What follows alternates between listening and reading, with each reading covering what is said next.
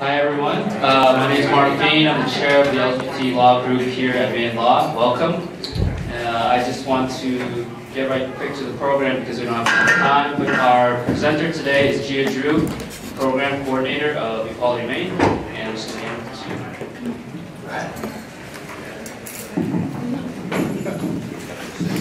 you. We set? Is this thing working? Can you hear me okay? All right, thank you so much. Before we get started, just a couple disclaimers. I've been in bed for 7 days straight. This is the first time I'm actually up and out. And I'm not, it's going to be hard. If you really want to be part of this conversation, over here and here is not going to work for me. I'm going to be right here. If I turn this way or that way, I'm going to get dizzy, and I'm going to fall over, crack my head, there's going to be blood, and a lot of forms to fill out in lawyers. So I'm not going to have my usual energy, but I really didn't want to miss this conversation today, so I'm glad I can be here. And I hope you brought some questions with you and some things you wanted to discuss. As this was labeled, this is a discussion, and I'm not here to lecture to you about what's best for trans people. So let me go back and introduce myself again with a little fuller introduction of who I am and what I do and why I do the work I do. I feel very lucky to do that. So I am Gia Drew. I use the pronouns she, her, and hers, and I am program coordinator at EqualityMaine. And at EqualityMaine I do a bunch of different things. I do a lot of work supporting the trans community here in Maine. I lead a statewide coalition to end transgender healthcare discrimination. I do a lot of youth empowerment for transgender youth in the state. I lead a lot of trainings with HRs of companies and organizations, schools, school districts, and like-minded agencies across the state, which is really exciting. Does everyone know what EqualityMaine is or who we are? Can I get us just a little show of hands? Oh, wow. It's not always like that from the places I go. And so I do travel around the state. This past year I traveled over 30,000 miles just in Maine doing this work, which is great. And I don't always get the same number of hands on who knows what EqualityMaine is. And so most of you know that EqualityMaine has been around for 31 years, and we've been working to advance and protect the rights of lesbian, gay, bisexual, and transgender Mainers, which is a really powerful and important job to do, and continue to do. And I do want to talk about how EqualityMaine gets started, because it's at the core of what we do, and it's the core of what I do for work. And so some of you probably know this story already, but in 1984, a 17-year-old named Charlie Howard, some of you are nodding your heads, that's good. He and his friend were walking down the street in Bangor. They were teenagers, and they started being harassed by a group of other boys and teased about their perceived sexual orientation and gender identity. That teasing and harassment and bullying took a turn violent, and Charlie Howard was eventually pushed off the bridge and killed. The two youth were arrested and charged as juveniles, and eventually set free just a few years later. A group of concerned citizens in Bangor at the time formed a community group to say enough is enough. This should never happen to anyone, ever, because of who they are. It was definitely not the first time there have been incidents of bullying, harassment, or even hate crimes in Maine. In fact, the word hate crime against LGBT wasn't in existence back in 1984. And so EqualityMaine started after that. That community group in Bangor evolved into what is now EqualityMaine. And that is at the core of what we do. That every Mainer, every LGBT Mainer should feel safe and welcome wherever they go in Maine. From Machias to Rumford to Elliott, wherever you are, not just here in Portland. And so that's a really important fact that I keep in my heart. I also keep in my heart that Charlie Howard would have been exactly my age. I was 17 at the exact same time. I was a teenager in high school.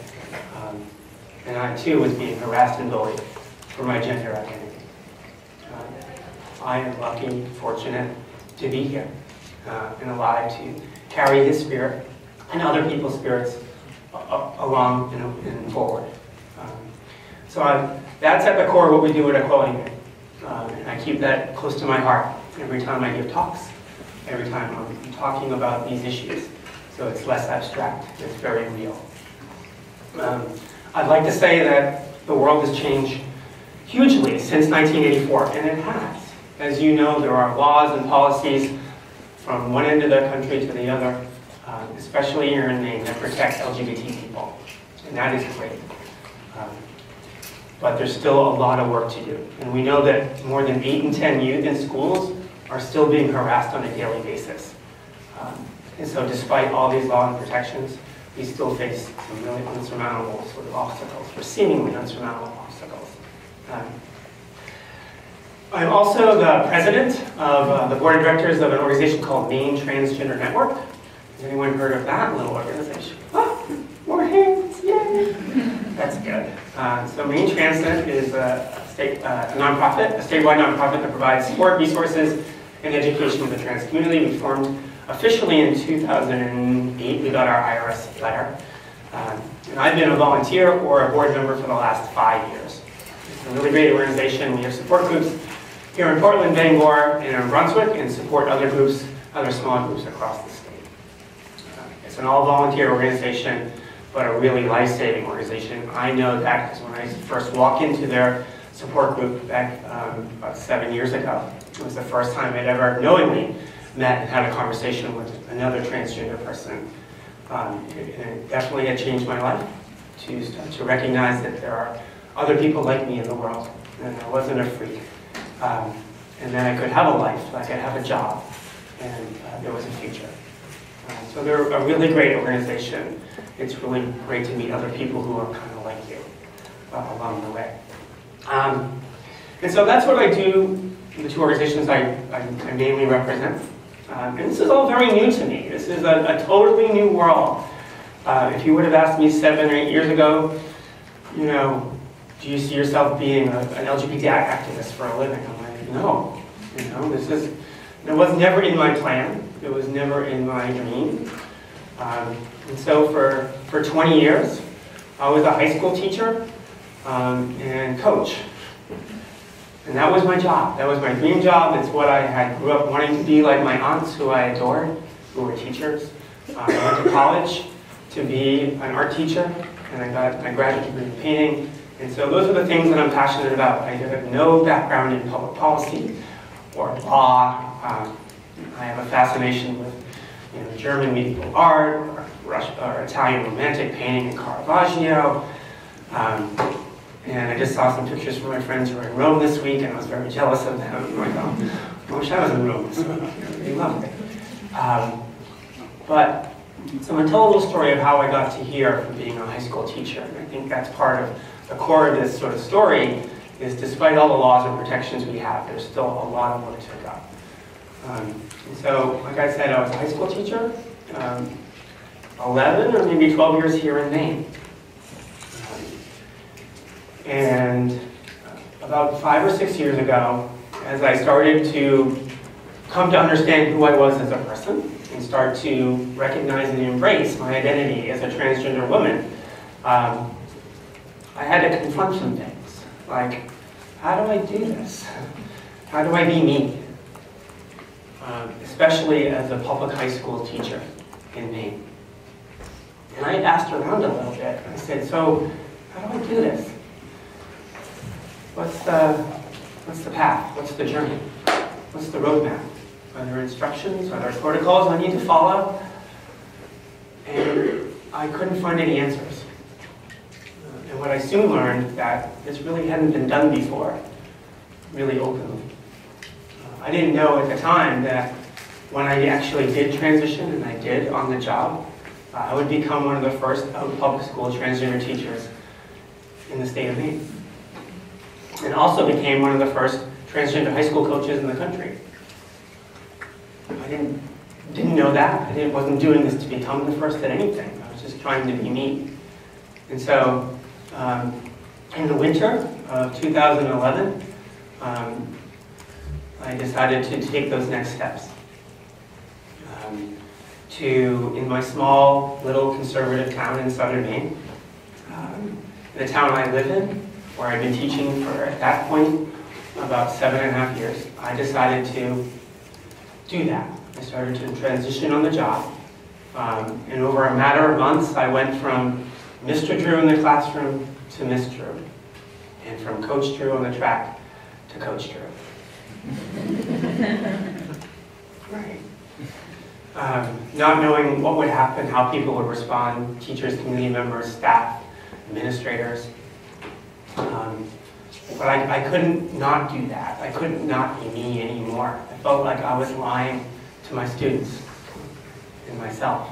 I had spent my entire career encouraging young people to believe in themselves, and not go with the norm, with their peers and peer pressure. And here I was hiding in there. And I didn't feel safe enough to be myself. And so I took those steps, which were devastatingly scary, to, go to work one day as a guy, and then sort of, and it wasn't overnight. I actually thought about this a little bit. I probably shouldn't come to school dressed as Scarlett O'Hara the next day. I probably should do this a little more gradually. Hopefully, maybe no one will notice.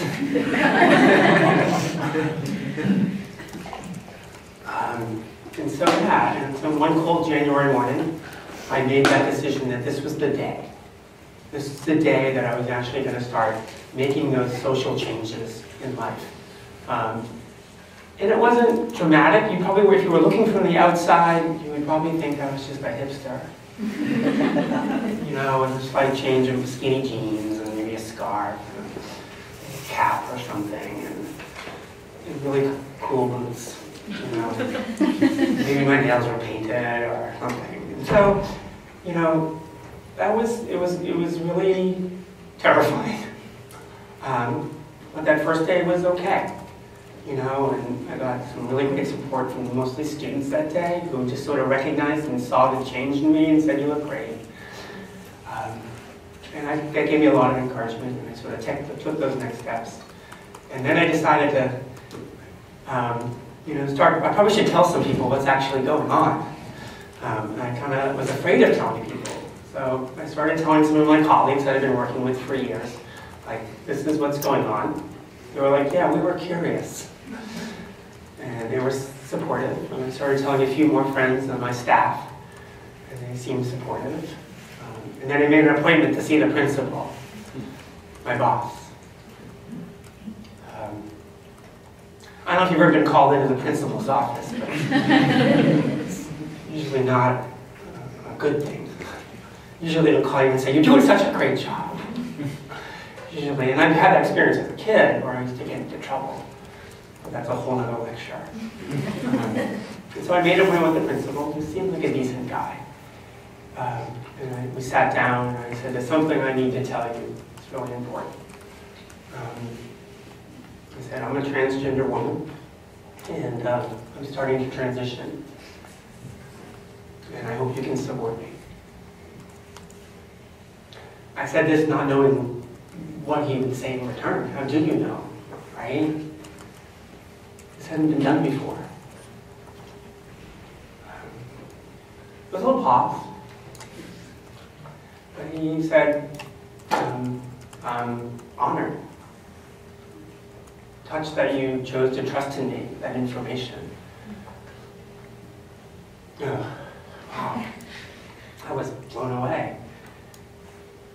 And he said, "I don't know exactly what that all means, what it means for us here at the school, or what that even means in terms of transitioning. But I'll do what I can to support you." Wow. How wonderful is that to hear? One, to say that's humble I was sharing that with them. Two, to be honest. I don't know what that all means, but we'll work to help you out. Those are pretty powerful things we can learn from. Be honest be humble, you know. And so things kind of progressed from there the rest of that school year. And I was like, wait, this is going to work. I started to believe this actually could happen. I actually could be a transgender teacher here in America, in Maine, in my town. And it was exciting, you know, and I decided to take those next steps, and there were a lot of steps along the way, as many of you know, and some of them were social, some of them were medical.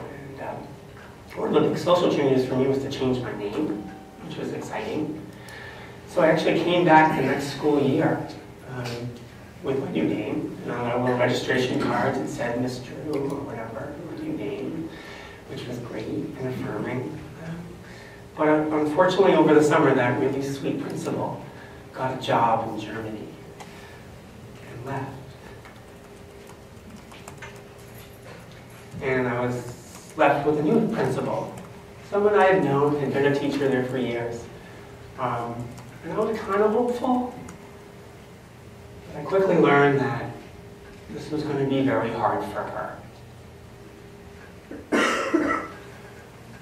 And she really didn't work hard to understand what it meant to be trans. From the very beginning, she started to sort of pick on me and harass me for the way I looked, the way I acted, the way I interacted with my students.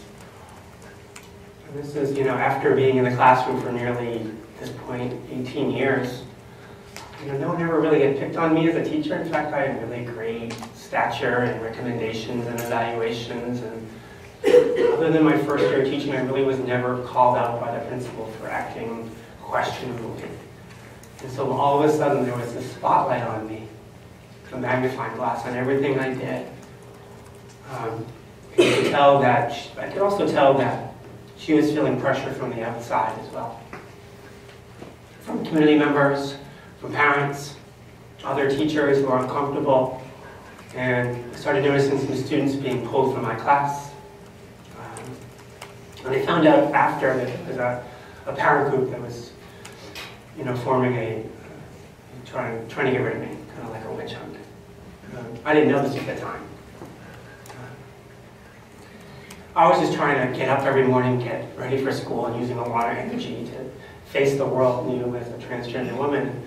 And so I was kind of like trying to, I couldn't really fight her, because I didn't really have the energy to do that. I was really trying to focus on just being the best teacher I knew how to be. I was there to work with the students and empower them to be really curious folks. You know? So all this, I was trying to do that, and while behind the scenes, the other pressures were at work. And then halfway through the year, there was another budgetary crisis. It was kind of, we were informed in our department there would have to be a cut. I was an art teacher. And so, being the least senior member in my department in our district, about 9, I'd only been there for 8 years at the time when I was least senior. It kind of looked like that would be me if things didn't change or someone didn't stick up for me or stand up. And so there was this fog of inevitability just hanging over the second part of my year.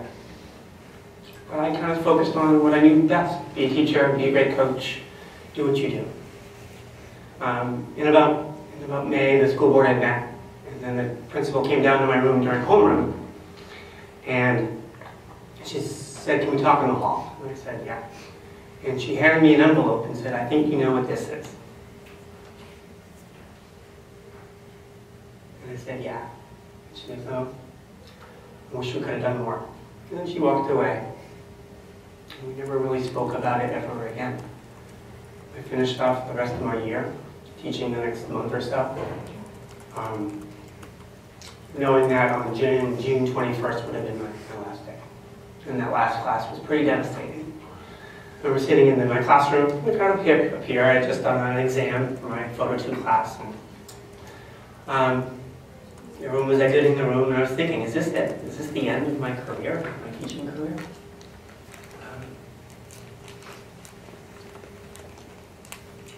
Still very emotional.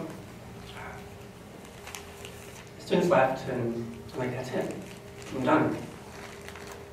I went home and packed up all my stuff out of my classroom, which was a lot in a pack rat.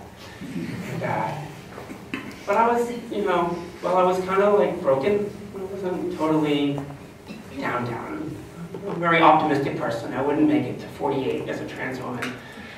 I'd be, you know, totally defeatist. Usually the glass is half full for me. You know, I had a pretty strong resume and I had recommendations and I started applying for jobs.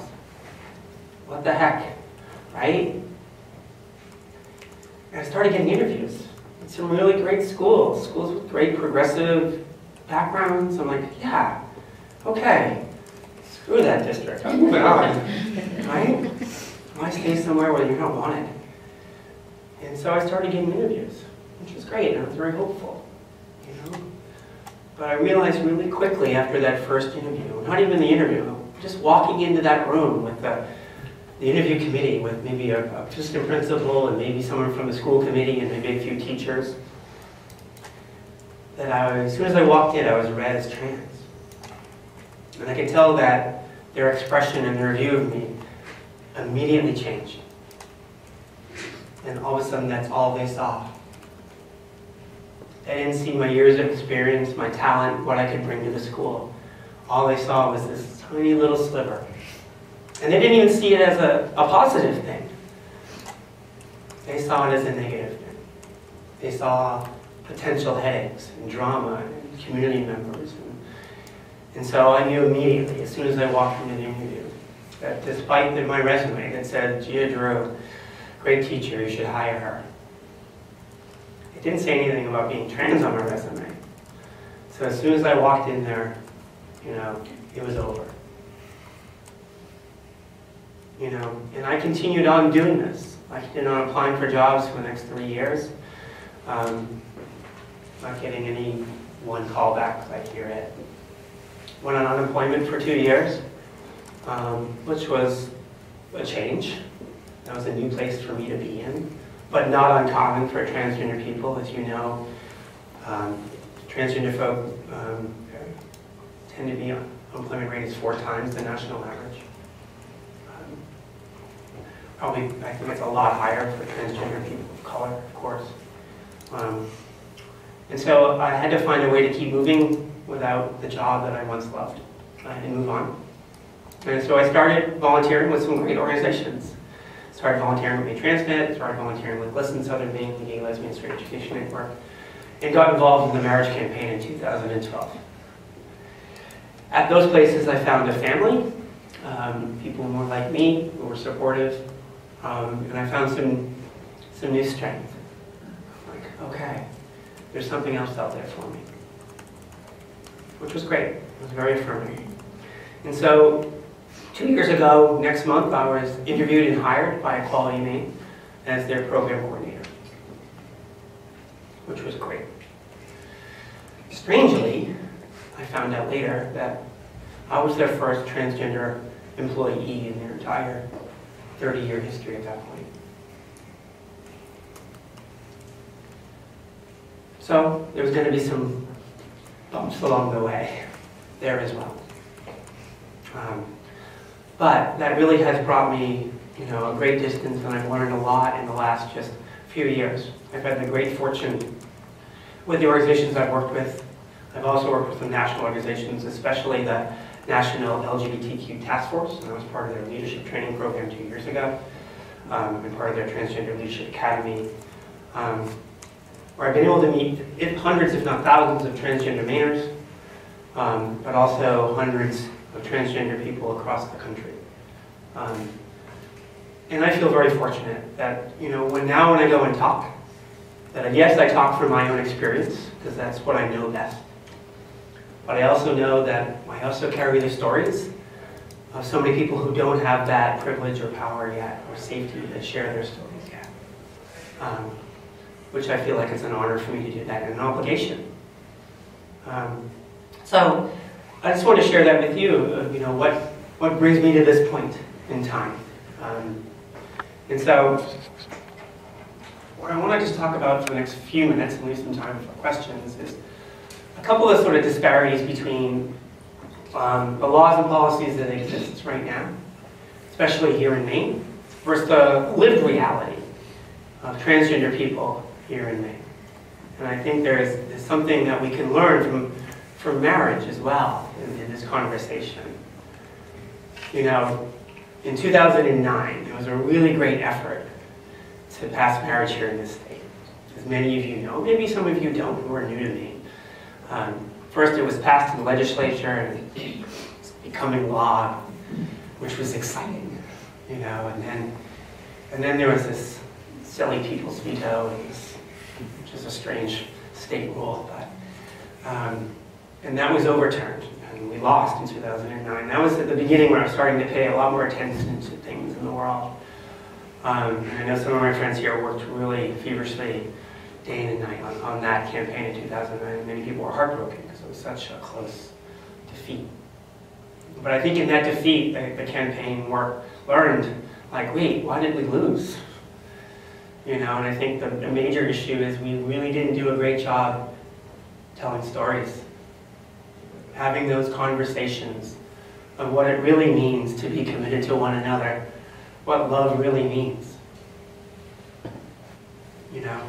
And so over the next, you know, few years, that sort of messaging changed over. And in 2012, we were the first state to pass by popular vote marriage for all in Maine, which was great. I remember being on that stage that night and crying and cheering, and it was so exciting. I felt like I was really part of something important. And I look across the country now, especially this past year in the Supreme Court ruling in favor of marriage. And I see the differences, and maybe you do too, from state to state, and how people are responding. Here in Maine, it's great news. It affirms what we already knew, right? We already had those hard conversations with people across the state. We already had shared those stories of what it meant to have a gay daughter or son, a mother or father who's been in committed relationships their entire lives or new. But then you notice the contrast in other parts of the country where these laws were sort of forced on them, where they haven't had these conversations yet. They haven't had these stories be told. They don't know how full and wonderful love is for all people. And so they become very defensive and they push back. And you see that now all over the country with all these different sort of very conservative groups pushing back against marriage, especially in states that really haven't had those conversations. You know, and we're still having that trouble today with abortion because we really didn't solve that conversation, and a law was sort of pushed on people, and we're still fighting that right now, which is unfortunate. It's 40 years ago. And so I kind of try to think of the similarity between marriage, kind of flipping it here in Maine in terms of trans rights. You know, at the same time we were getting all these great rights for the LGBTs in the state of Maine, we're actually doing a great job of advancing the rights for trans people, which is really remarkable. And so in 2005, we passed the Human Rights Act, as many of you probably have studied. And in that, you know, it covers a great class of people, and including in that, it covers sexual orientation. And under that, and in that definition, it includes gender identity expression, which means trans people. You know, the word trans and transgender doesn't really appear in law. We use the terms gender identity expression. And so, in 2005, we were one of the first states ever to pass a trans-inclusive non-discrimination law that includes employment, housing, fair credit, and public accommodations. You know, right now in the country, I don't even think there are 15 states that have those protections. That's pretty remarkable. Well, we do. You know, the downside is we haven't done those conversations around trans rights and trans stories and trans issues here in this state. And so while despite the fact we have these wonderful laws and protections, not just here in Maine, we actually have some great federal protections. Title IX is a really great protection for students in public schools. You know, Title VII, which is a really great law, the Civil Rights Act, that protects sex from discrimination. You know, and we have employment discrimination laws. But I see it really plainly in the lives of transgender Mainers. And most clearly, just this week itself. You know, we're about to post on the EqualityMaine website, we already did, our sort of Trans Awareness Week. This is our annual Trans Awareness Week around the state, where we raise up issues of transgender stories, culminating in a really sad night called Transgender Day of Awareness, which is an international day where we recognize the transgender lives that were killed this past year across the country. When we gather, we have a vigil, we read names. This year we're reading close to 200 names, 25 of which are from the United States, mostly all trans women of color, who were killed just for being themselves. And we're not even talking about suicide or anything else, just who were just killed. You know. And so in Maine, I've been part of this celebration, and maybe some of you have been there and stood with us, or part of the community. And I've been part of it for 6 years now, probably. And we've always done it in public here in Portland. Sometimes Monument Square, last year City Hall, this year Congress Square Park, Friday night at 6 p.m. And then we tend to have a private vigil, another private sort of reception after, to have some food, get warm, because it's usually cold, sometimes wet. And we also do that for a very specific reason. We also build in that privacy part for people who don't feel public being out. And sort of standing with the trans community and outing themselves as allies, or just being trans, or being seen as trans. You know, we've been very fortunate in Maine that we have very little protest against that, very few acts of aggression against that vigil. But I've also been part of other planning for other vigils across the state. You know, right now there's one in Bangor being planned that I was part of early on, and we talked about, so are you ready yet to have your public vigil? And this isn't for me to decide. I don't live in Bangor, I'm not a Bangor community member. And they're like, no, we're not ready yet. We're not ready to take that step out into public. Too many of our communities fear backlash from community members, from employers, from neighbors, to be seen as trans or to be seen with trans people. And so they voted no, we're not ready yet. I think we have to keep working on the issue in our community and keep sharing our stories, and maybe someday we'll be able to stand outside and be proud of who we are. But right now we can't.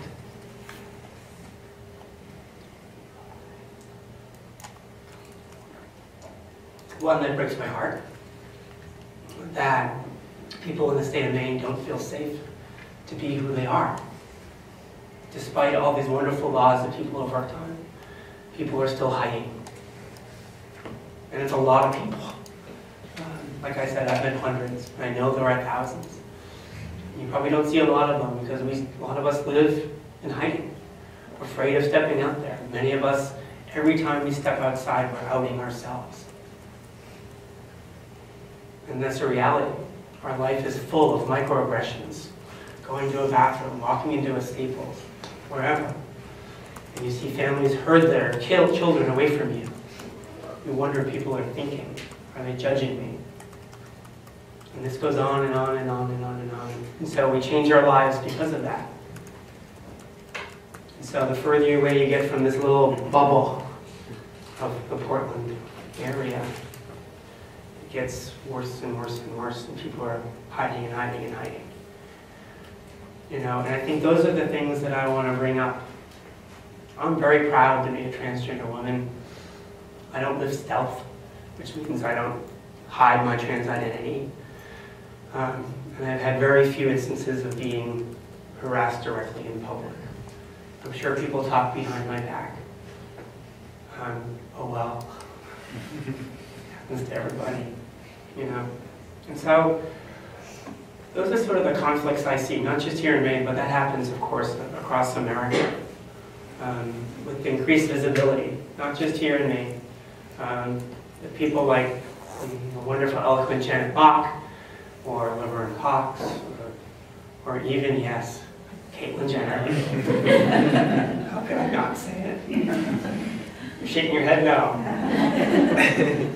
You know, as a kid who grew up idolizing Caitlin as an athlete, being a track athlete and coach, I am just like, oh my God, here she is.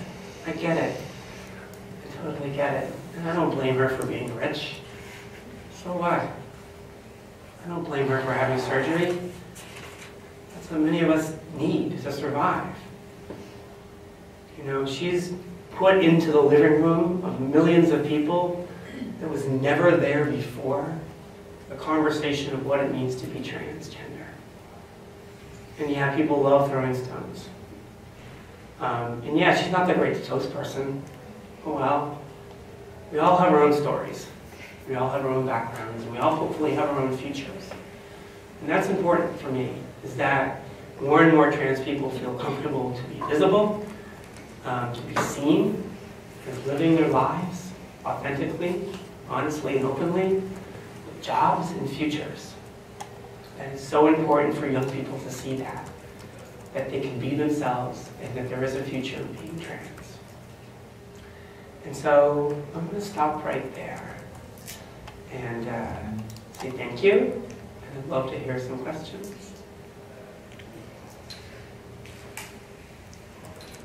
Hi. Hi. I just wanted to have you expound a little bit. I believe you mentioned at the very beginning that you are currently focusing on medical issues as pertains to trans people. Is that correct? Sure. And I was just wondering if you could expound a little bit on that. Certainly, I'd love to. Yeah. I didn't want to pick and choose which to get deep into. Yeah. So that's a really good point. Thank you very much for bringing that up. Yes. Despite our laws and protections here in Maine specifically, let's just say, we've been working to end transgender healthcare discrimination in this state specifically. It's ongoing across the country, but here in Maine, it's ongoing. And so what that means, it means many different things. Most clearly to me is changing insurance policies that regularly include exclusions for covering gender-related care, let's just say. And that could be as simple as mental health services to trans people that everyone else gets for other reasons. Sometimes, for some reason, they're denied if they're coded as gender dysphoria or gender identity disorder, or whatever, some type of other strange coding that some people throw in there. And so we're working to sort of change the sort of healthcare system and definitely healthcare insurance plans to make sure that they are inclusive of everybody, including transgender people. And so yeah, things like mental health care, hormones, which are life savings to many transgender people, which millions of people get anyways, you know, and people are on testosterone for all sorts of reasons, and lots of people are on estrogen for all sorts of reasons, and so, and many trans people are on hormones for all sorts of reasons, but for some reason, insurance companies have these exclusions that sort of cut off things that are seemingly sort of choice-related items, like healthcare, like mental health and hormones, and for some people, surgery, which is, once again, life-changing and life-saving for many people, and myself included. And so right now, the majority of healthcare plans that are sold in the state of Maine privately have exclusions written into them. Most people don't know that because they've never looked. And a lot of companies and organizations sell plans with these exclusions because they're just historically been put in there. And they don't even know they're excluding or discriminating. And so, insurance itself is crazy complicated, as you know. And there are many aspects to it. There's private insurance, there's public insurance, there's state insurance, there's self-insured. And so we do not have the time to get into all of it. But let me just say that in most areas, trans people are being discriminated against in there. There are some really great bright spots out there. There are self-insured places, like the University of Maine, that has recently changed their position to cover trans-related care for their staff and employees. The first college university in the state to do so. A really great historic step. A brave step. Especially with the type of governor we have. Don't tell them. Our secret. You know, and so we're working to do that at other universities, and I've heard recently that Bowdoin is making that change next year, which is really exciting. We are working with the private insurers. We're working with those. There are 3 you can actually buy into if you're going through the ACA, Anthem, and Maine Community Health, and Harvard Pilgrim is making some dramatic changes. They're one of the few national organizations that have really made some huge changes to be inclusive with their care. So yeah, healthcare. And there's some other major corporations that have taken those first steps that are really great. Companies like TD Bank or Delhaize or other big, major Fortune 500 companies have seen the light ahead of most other places. They understand and celebrate diversity. They understand what it means to retain a talented workforce, which includes trans people or dependents who are trans. We always get caught in, is your employer trans? Well, there's that, but also dependents as well. And so that's one part of that sort of discrimination, but the other aspect is just the lack of cultural competency with healthcare providers across the state. And that is probably the more sort of in trans people's faces on a day-to-day basis. Just trying to find care with a doctor who isn't going to feel uncomfortable working with a trans person. And unfortunately, that's the case right now, where trans people will travel hours from northern Maine down to Portland or Boston or to somewhere else to find the care they need, just to have someone who understands what it means to be transgender and won't turn them away. And a staff in their front office that will understand what it means to have a chosen name versus a legal name, or a chosen pronoun versus a legal pronoun, whatever that means. And so many people will avoid going to their doctors for whatever reason if they have one bad experience, because they're like, they don't get me, and I've been mistreated, and so they just stop going. They don't get treated for all their other ailments or things they should be prevented for. And so there's this sort of chain of effect where people don't understand.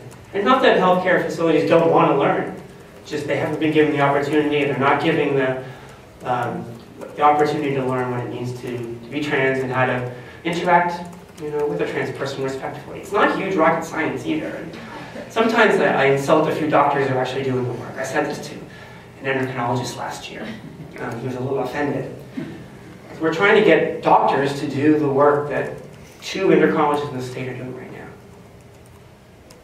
Or 3, there are actually 3 who are really taking on hundreds of trans patients. And it's really unfair to them. They really shouldn't be bearing the brunt of thousands of trans patients when any doctor who prescribes any other hormone can be doing this as well. People don't need to be losing a day of work and traveling 6 hours to get a checkup to get their estrogen pills, where they could just go to their clinic and meet with their nurse practitioner. So those are some of the major barriers we're dealing with across the state, or some of the healthcare barriers, but also some of the competency barriers with healthcare providers. So I hope that answers part of your question. Yeah, thank you. You're welcome.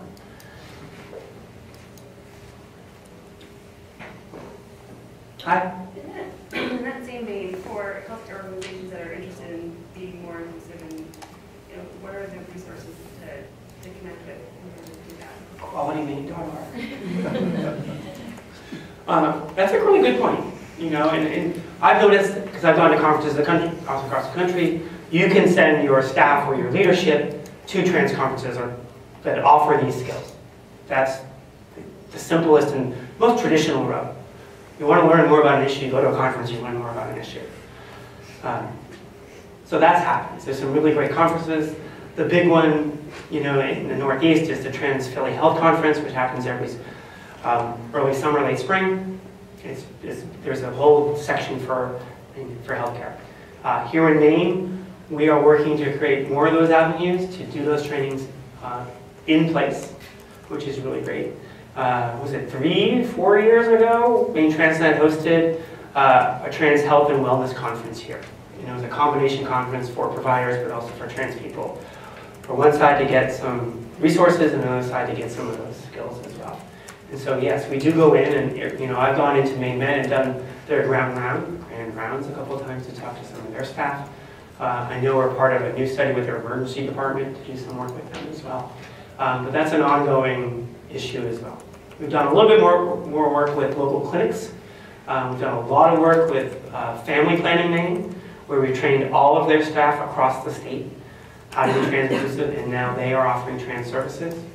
Planned Parenthood is offering trans services, as is Mabel Wiseworth, another clinic up in Bangor, which is really great.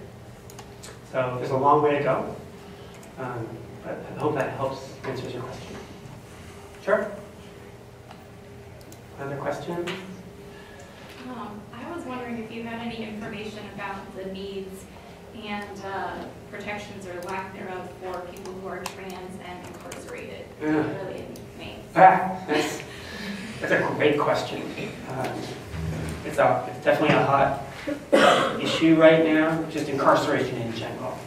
Just the idea of prison and incarceration and who's in there and why they're in there, and why there are so many people and so on, why so many people of color. And, you know, all those things need to be addressed. Yeah. And right now there is no universal policy in the state of Maine that we know of that has been made public to us. I know they're experimenting with one at the state level that we were not part of, or as far as we know, no trans organization was part of, to look at. And I know they're doing some testing across the state. How that's working out, I don't know. I do know here in New York, this is not your county, that's where I live. Here in Cumberland County, they actually do have a plan. It's the only county in the state that has a plan on how to work with and support trans incarceration, folks who are incarcerated. That's a totally different thing if you're a juvenile. Right now, there is not a clear plan on what to do if you're a juvenile and you're trans. It was really interesting this year. I don't know if you were following that case, a really horrible case. There was a person in Saco who killed a woman at the supermarket. It's the supermarket I regularly shop at, and so it was really personal to me.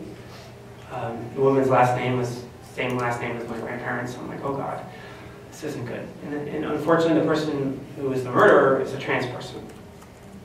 And I was reading the case, and at first the media was doing a horrible job reporting the identity of that person, and then they were incarcerated, and there was reports on where they were being held. And those are decisions that are not in stone on how people do that. You know, who do you refer to, or you throw them in solitary, which is a common practice. And usually it's said for their own protection. But solitary confinement is cruel and unusual punishment, no matter how you look at it. And so in that case, it was really confusing because they decided, even though when they got arrested and charged, they were a guy. But they wanted to be housed in the female unit. But they were housed in a special section of the female unit, I think, at that point. And I think during this process, they've now gone back and identified now as a woman, which I've learned recently. So there is, to answer your question, there's no uniform process right now in the state. Right now, a lot of it is who, you know, does the intake for you when you arrive at that jail or prison or wherever you are, where they put you, how you feel, how empowered you feel to say where you are, how safe you are to be that. Those are really things that are really amorphous right now, and it's a little opaque, which is unfortunate. Is that an answer? Sorry, I know I had more clarity than right. Other questions? I think I saw another hand. But, yeah. Hi. It's not a legal question. Oh. I ask because I work with kids on a volunteer basis. Great. How old were you when you recognized inside your gender identity? That's a really great question.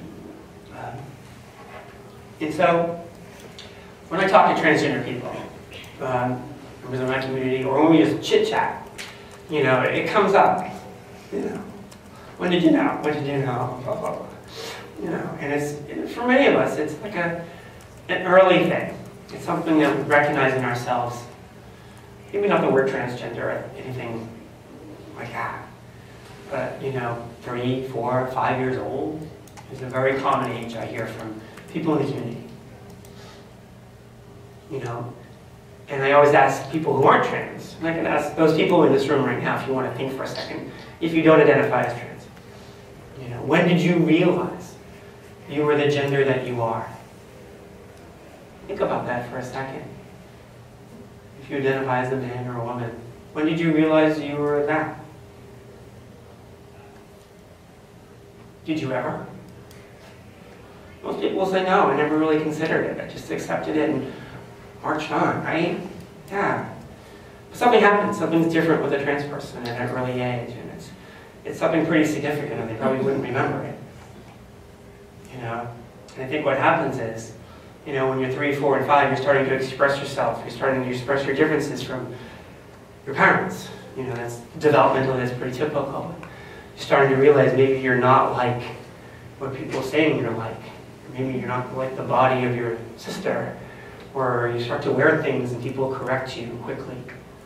And that was my case, where I would start to wear my sister's and my mom's things, and I would get corrected pretty quickly and pretty sternly. That's not who you are. Don't wear that. It's going to do this to you, or people are going to tease you, or this. And that's pretty traumatizing, to be told you're not who you think you are, who you believe you are, repeatedly over and over as a young person.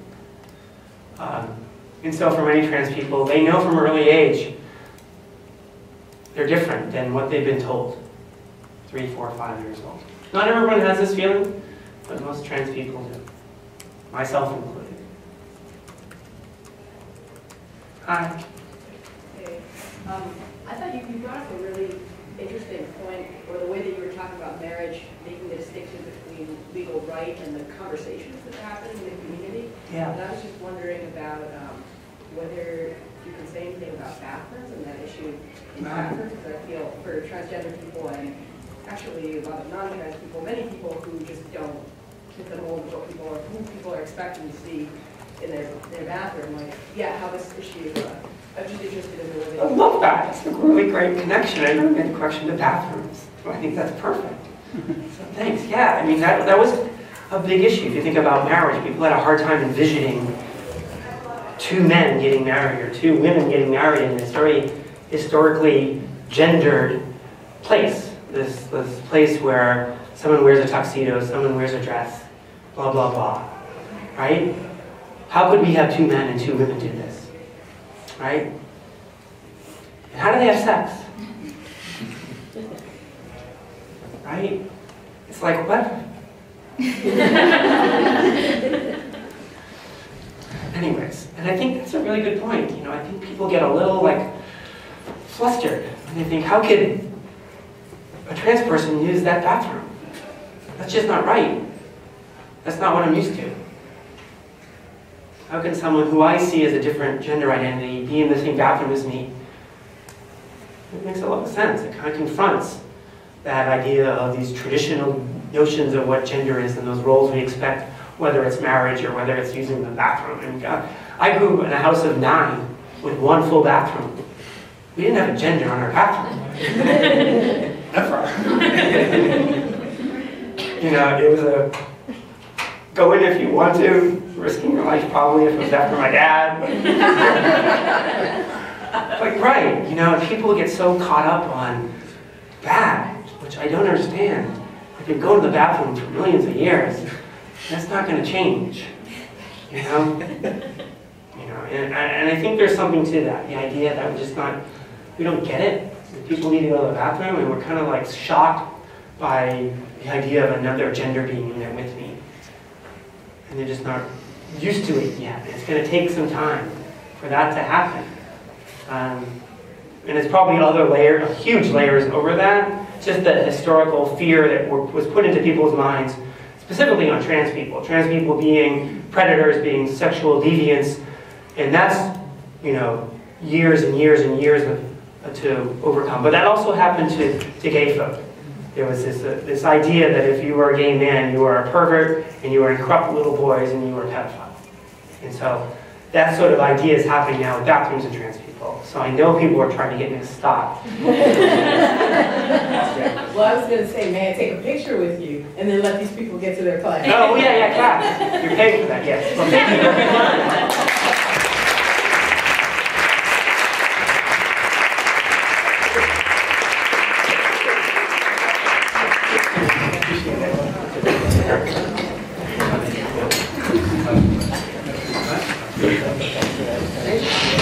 Your hair is so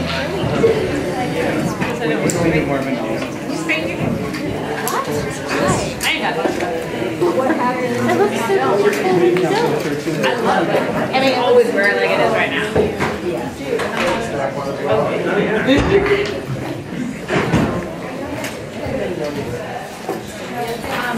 it is. Yeah. Suffragette? Miss White. I just saw that last night. It was I'm gonna so go see it good. It today. was so good. No, there's more.